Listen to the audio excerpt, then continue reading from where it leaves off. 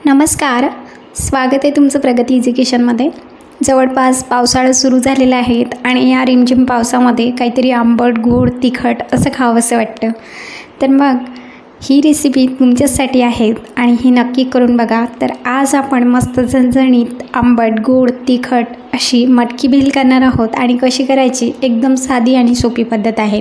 यापूर्वी मी मटकीला मोड कशी आणायचे हा व्हिडिओ सविस्तर टाकलेला आहे, तर एकदा तो व्हिडिओसुद्धा पाहून घ्याल आणि यामध्ये मी डिस्क्रिप्शन बॉक्समध्ये लिंक टाकणार, तर तो व्हिडिओ बघून घ्या। चला व्हिडिओला सुरुवात करूया।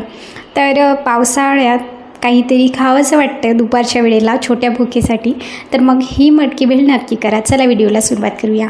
तर इथे साधारण 2 चम्मच आपल्याला तेल टाकून घ्यायचं आहे आणि मोड आलेली मटकी। तर ही जी पद्धत आहे मटकीला मोड कशी आणायची एकदम सोप्या ट्रिकने सांगितलेले आहेत, तर हा व्हिडिओसुद्धा नक्की बघून घ्याल। तर यामध्ये साधारण मी 1 वाटी मटकी टाकलेली आहे, तर मोठी वाटी आहे हे। तर साधारण मी जवळपास 1 वाटी छोटी वाटी मटकी घेतलेली होती आणि भिजल्यानंतर ती एवढी झालेली आहे आणि भरपूर प्रमाणात मोडसुद्धा आलेली होती। तर यामध्ये 1 चम्मच मीठ टाकलेलं छोटा आणि थोडी हळद टाकलेली। तर आपल्याला साधारण 7 ते 8 मिनिट हे जे आहेत मटकी जे आहेत तेलामध्ये होऊ द्यायचे आहेत। यामध्ये अजिबात पाण्याचा वापर करायचा नाही आहे। तर साधारण वाफ काढून घ्यायची आहेत 5 ते 6 मिनटात किंवा 7 ते 8 मिनिटमध्ये ही मटकी होऊन जाते आणि तुम्ही अशीसुद्धा लहान मुलांना टिफिनमध्ये देऊ शकता। तर मग आता चला भेल बनवायला घेऊया। तर इथे मुरमुरे गाळून घेतलेले आहेत, त्यामध्ये फुटाणेसुद्धा होते। तर इथे मी चिवडा टाकलेला आहे 1 वाटी शेव घेतलेली आहेत आणि 1 चम्मच मीठ टाकलेलं आहे, अर्धा चम्मच हळद, 1 चम्मच गरम मसाला, 1 चम्मच काश्मीरी लाल तिखट, अर्धा चम्मच चाट मसाला आणि बारीक चिरलेले 2 कांदे। त्याचप्रमाणे आपण मोड जी होती मटकीच ती बळून घेतलेली होती, तीसुद्धा यामध्ये 1 वाटी टाकून घेतलेली। यामध्ये आपण एक चटपटीत तिखट होण्यासाठी इथे मी मिरचीचा ठेचा टाकलेला आहे। पूर्णतः ऑप्शनल आहेत, लहान मुलांना द्यायचं असेल तर स्किप केला तरीही चालेल। साधारण 1 चम्मच आंबट चव येण्यासाठी इमलीची चटणी टाकलेली आहे। मस्त चटपटीत अशी आंबट तिखट भेल होते आणि यामध्ये 1 वाटी शेंगदाणे टाकायचे आहे। त्यापैकी व्यवस्थित मिक्स करून घ्यायचं, अप्रतिम अशी लागते। आणि जेव्हा आपण याला सर्व करू तेव्हासुद्धा काही टिप्स सांगणार आहेत, तर व्हिडिओ शेवटपर्यंत नक्की बघा। तर ही जी भेल आहे पूर्ण व्यवस्थित मिक्स करून घ्यायची आहेत आपल्याला आणि मिक्स झाल्यानंतर आपल्याला ही सर्वसुद्धा करायची आहे। तर यामध्ये मी 2 चम्मच तेल टाकून घेतलेले आहे। तेल पूर्णतः ऑप्शनल आहे, नाही टाकलं तरीही चालेल, पण थोडं तेल लागतं भेलमध्ये, मला तरी आवडते। तर तुमची इच्छा असेल तर टाका, नसेल तर नाही टाकलं तरीही चालेल। तर भेल तयार आहे।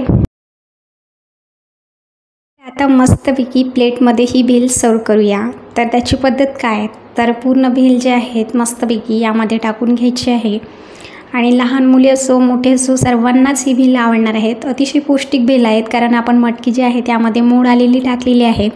तर असे पौष्टिक पदार्थ कधी कधी खाल्लेही पाहिजे आणि नक्कीच तोंडाला चव वाढवणारी, तोंडाची चव वाढवणारी ही भेल असणार आहे। तर पूर्ण जे भेल आहे ते एका यामध्ये प्लेटमध्ये काढून घेतलेली आहेत आणि यामध्ये आपल्याला टाकून घ्यायची मोड आलेली मटकी जी आपण तेलामध्ये होऊ दिली होती ती। तर बघू शकता इथे मटकीसुद्धा टाकून घेतलेली आहेत। मस्त यावर बारीक शेव टाकून घ्यायची आहे। तर इथे मी मिरचीचा ठेचा टाकलेला होता, त्यामुळे फरसाणसुद्धा टाकून घेतलेली होती, थोडी आवडीनुसार टाकायची आहे, तुम्हाला आवडत असेल टाकू शकता। आणि मस्त बारीक चिरलेला कांदा टाकून घ्यायचा आहे आणि यावर मस्त इमलीची चटणी टाकायची आहे। इमलीच्या चटणीमुळे कारण मस्तपैकी आंबट, गोड, तिखट अशी ही भेल लागणार आहे। थोडा टोमॅटो टाकायचा आहे। तर बघू शकता मस्तपैकी आंबट, गोड, तिखट अशी भेल तयार आहेत। मस्त एक पेपर घ्यायचा आणि त्या पेपरवर ही भेल जी आहेत मस्त सर्व करायची। गावाकडे अशी झणझणीत आंबट, गोड, तिखट भेल नक्कीच सर्व करतात। तर एकदा तुम्ही ही रेसिपी नक्कीच ट्राय करून बघा, नक्कीच तुम्हाला आवडेल आणि लहान मुलांनासुद्धा आवडेल।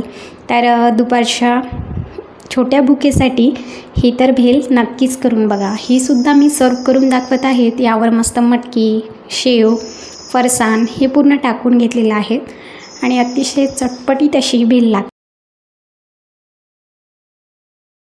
मस्त रिमझिम पावसात ही भेल नक्की ट्राय करून बघा। रेसिपी आवडल्यास प्रगती इझी किचन चॅनलला सबस्क्राईब करायला मात्र विसरू नका। लाईक करा, शेअर करा आणि कमेंट करून नक्की सांगा कशी वाटली रेसिपी। रोज नवनवीन रेसिपीज असतात तर प्रगती इझी किचन चॅनलला सबस्क्राईब करायला मात्र विसरू नका। थँक्यू।